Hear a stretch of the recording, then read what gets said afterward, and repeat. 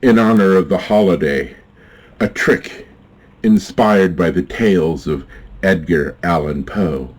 Now, I myself first became aware of the works of Poe upon the occasion of my 13th birthday, when my somewhat strange uncle presented me with this copy of his works. A rather curious choice for a gift, as he knew at the time I was not an avid reader. But at his urging, I was persuaded to read a story.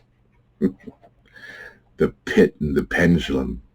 Needless to say, by the end of the week, I had read the book from cover to cover, twice.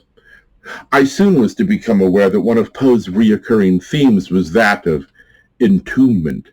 Now, much has been written upon Poe's fascination with this most unsettling of topics. Theories abound, from suppressed prenatal memories to a frustrated home renovator. I tend, however, to side with those who believe that Poe was playing into the very real fears of the early Victorians of being buried alive. So prevalent was this belief that many strange and curious devices were designed to prevent its occurrence. Observation panels were placed inside the lids of caskets, allowing the movements of a not quite as dead as we first thought relative to be seen and acted upon. Complex signaling devices were installed graveside, so those finding themselves suddenly awake in their final resting place, the ability to sound an alarm.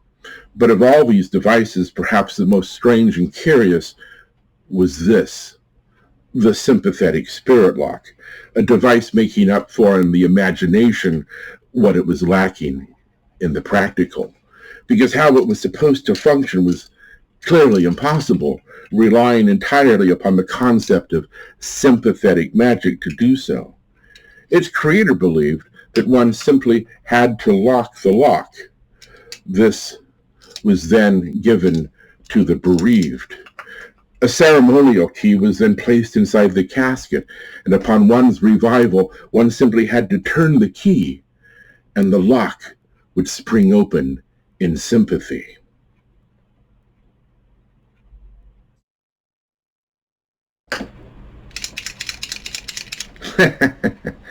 Clearly not. Another 47.50 foolishly wasted on eBay.